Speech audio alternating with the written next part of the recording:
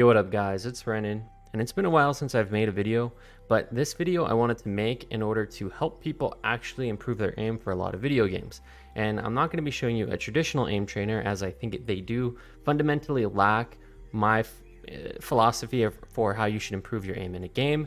And I'm going to show you all about that. But before we go into everything I'm going to talk about improving your aim, we're going to show you what training method I'm using. And as you can see here, we're in Overwatch 2. It's free to play. Anybody can download it. So go ahead and download Overwatch 2 on Battle.net if you haven't already. And then go to play and then hit custom games. Then once you're here, simply you're going to go to create, then come to settings like I showed you. And then here in import code, you're going to type in Vaxta like that. Then hit OK. And then as you can see here, it popped up aim training and warm up. And then you can change a bunch of settings in here, and I'm going to actually change some of them, and I'm going to tell you why. Bots will use abilities. I like to keep it on, but we're going to change what bots we actually face, because some of the tanks are really annoying when you're trying to aim train. Players need to crowd control. You want to have that on. I'm going to exclude tank heroes, one, because they're pretty big and they're not as good at aim training against them, in my opinion. But the DPS and support heroes are going to be better because they're going to be a lot tinier, and they do have a little bit of range with how big they are. With the bot movement, I cranked this bad boy all the way down, as well as my bot movement and maximum duration, and then the minimum duration. That way they strafe left and right. Whenever you put it on hard mode, they're going to be a little bit better at strafing. Show damage number is yes. Scroll all the way down, and here you can see all the different heroes that you can include. There's a lot of them that I like. Basically every support and DPS hero are all good in my opinion. Ashe, Bastion, Echo. Genji can be a little bit annoying because he'll deflect, but yeah, honestly you can include every DPS and support hero, and you can see they've kindly added the support DPS category. And then I exclude every tank, especially Doomfist. Dude, he will mess you up while you're trying to aim train. I don't know why he of all tanks is the one they activate, because he can be really annoying. Yeah, you can just do that. Once you've done that, you can do save preset and then save it. I already have it here, but you can just save it. And then whenever you go into Vaxta, you can go into your settings, settings, go to presets whenever you load this up, and then hit the aim trainer fast strafes, or whatever you name it. That's what I name it. And then once you've done all that I've said, you can hit start. You're going to load into the training routine. And this isn't a it's not like it's a, oh my gosh, it's a routine that people don't know about. It's actually a very popular custom game mode for a lot of people who play Overwatch. But if you come and play games from like Apex, maybe even Tarkov or Cycle Frontier, like I've been playing, a wide range of FPS gamers could use this custom game mode for their FPS skill and for their aim training. And we have a lot of options here. The main characters you can focus on are Soldier, who's a traditional tracking character with light recoil. This is what I'm going to be using right now for tracking. You have Tracer, who adds a little bit more movement for your aim training, as well as a little bit of visual clutter with her bullets that kind of block the target, and she has to be close range. So if you want to practice like long mid-range tracking, then I would play Soldier. Short range tracking, I'd play Tracer. If you want to practice more clicking, which would be like if you're a wingman player in Apex, sheriff user in Valorant type, you would want to play Cassidy. He has a revolver, which kind of plays similar to them. And then if you want to practice like scoped in aiming, you can play Ashe or Widow for sniping. But we're gonna load in on Soldier. And the reason I really enjoy this type of routine, I'm going to turn the volume off for now so you can hear me. The reason I really enjoy this routine is primarily because it adds a movement to your training routine. As you can see, all these targets are varying sizes, and they're far or close to you, and they strafe left and right, like kind of like a normal player would. But the main thing you want to focus on is practicing your movement while aiming. This is one thing that aim trainers do not do effectively, and the thing that I really enjoy about this, because you can practice mirror strafing, anti-strafing, moving in one direction while trying to track, all types of things. So let's get into the meat and potatoes of this video and talk about the different ways that you should be practicing in order to improve your tracking for actual video games. And I'm going to put this on very easy, and the bots are going to be strafing left and right. very smoothly without really strafing left and right. So you can practice your smooth tracking one and practice in an easier way your movement. So the first step I always do, and I practice this every day, even though I've hit GM2, Grandmaster 2 on Soldier already, and my tracking I would say is really good. I still practice like this every time. So what I like doing is moving in one direction while trying to track these bots. And it might seem like, why would you want to do that?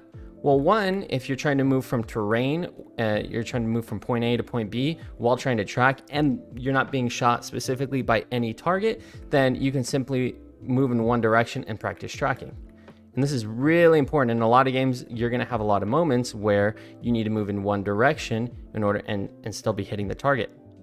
And that's what this is good for.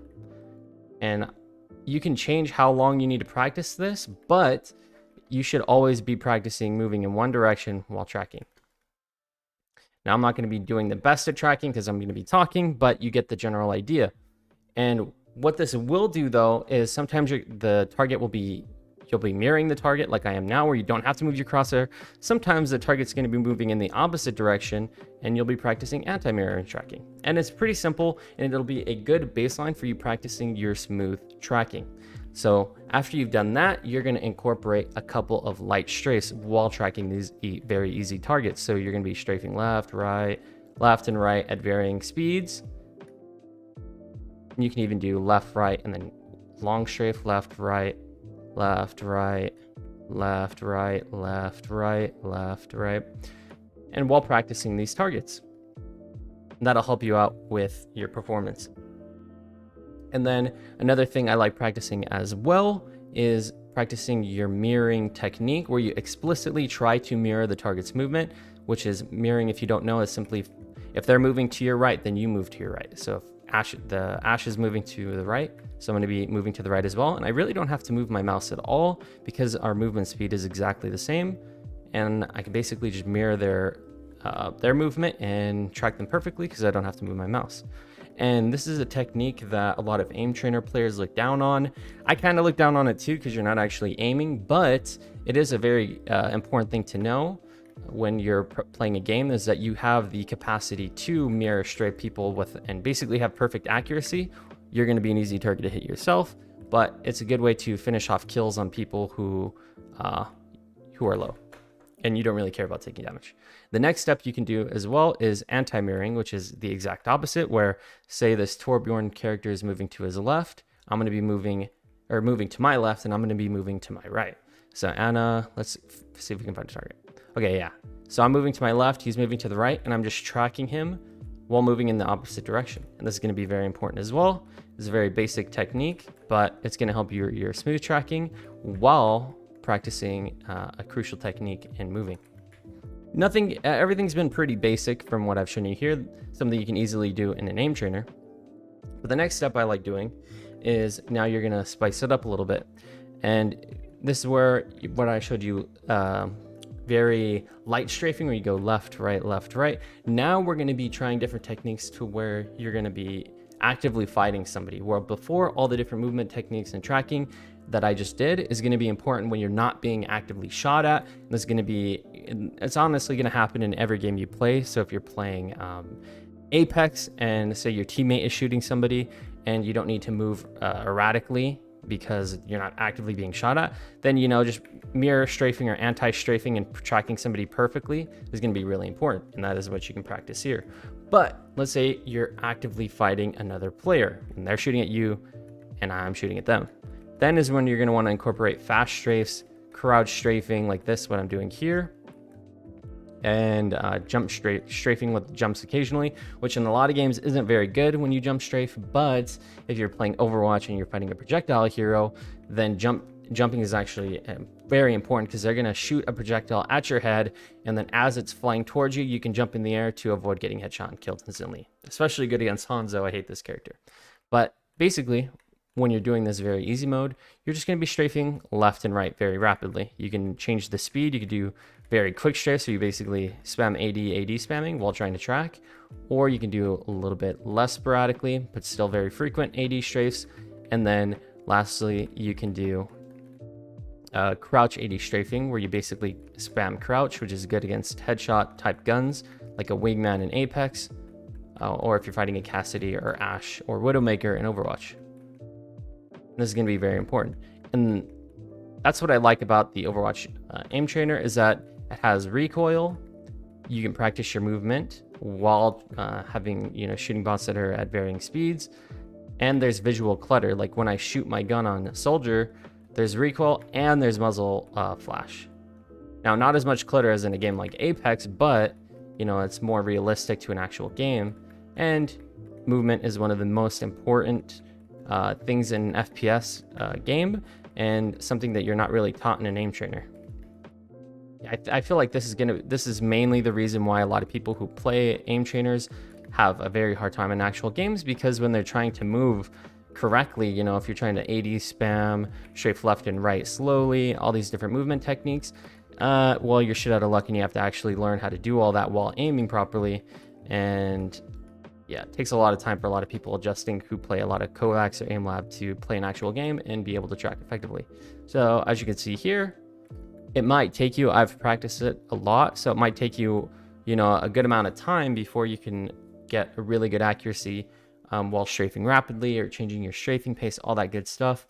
But eventually it's going to improve your aiming skill, and you're going to notice and feel very comfortable in actual games, especially tracking heavy games, if you practice like this. And before we go on to the next segment, like I said before, you can practice close range strafing by playing Tracer. She has a lot more visual clutter when you're shooting targets, but same thing applies. You can practice long strafing one direction while trying to track a target. You can practice AD strafing, all the different techniques if you want to practice close range tracking while doing all this movement. But the next thing I like doing is putting this, I don't really mess around with easy or normal, but if you're somebody who has trouble tracking, then you can kind of try these varying steps for before you go to hard. But I'm going to put it on hard. And the same thing applies. You're going to be wanting to track in one direction, or you're going to, track a target while moving in one direction. So they're going to be going left and right, and you want to be able to track them while moving in a direction, which is really important, especially as a character like Tracer, where you get behind a target who is not looking at you and they're still strafing left and right. But, you don't want to make it hard on yourself by strafing rapidly because they're not shooting at you. You want to be able to track them while moving in one direction. And that is what this is good for.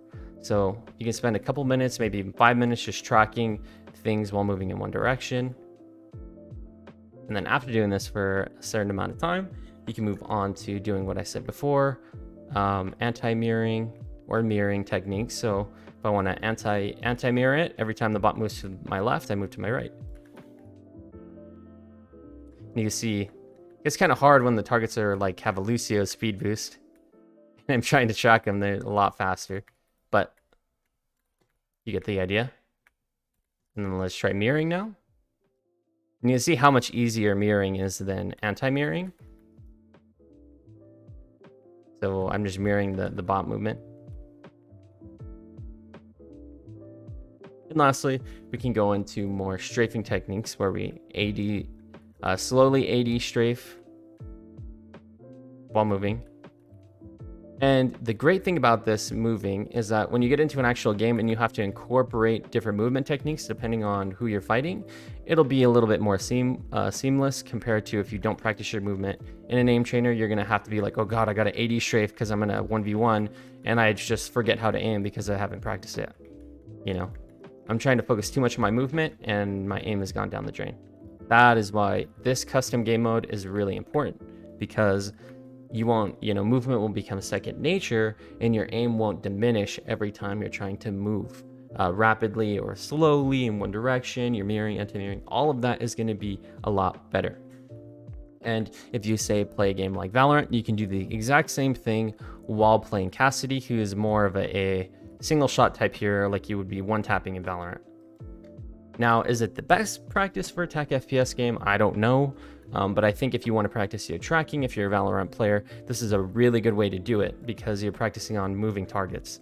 Now, I'm really rusty on Cassidy. You can see I'm whiffing a lot, but the same thing applies. Everything I just said will apply to Ashe, Cassidy, or Widowmaker. And before I get any type of rage comments about, you know, like people wanting to defend Kovacs. I'm not saying AimLab or Kovacs or any other aim trainer are bad. I think I learned a lot from playing them, but the one crucial thing that a lot of people miss when they only play an aim trainer is that they don't incorporate movement, and movement is such a important aspect of aiming, and it takes so much time to learn proper movement while trying to aim that if all you do is stand stationary and shoot targets like you do in a normal Kovacs routine, you're going to be so bad at a normal FPS, and it's going to take you a lot of time to acclimate to a new game because you're going to be trying to move and your aim's going to go down the drain. So honestly, I think if you want to be better at games, then I would honestly use the method I'm showing you right now to aim train rather than a traditional aim trainer, unless maybe you're brand new, because it is more realistic to actual video games. And yeah, I just think movement is such a fundamental part of aiming and will change how you aim, why you aim, all that stuff because in an FPS game. But anyways, guys, I hope this little video helped you understand my philosophy for improving your aim for actual games and how to properly aim train on different targets using Overwatch and while practicing your movement. But anyways, guys, thank you so much for watching.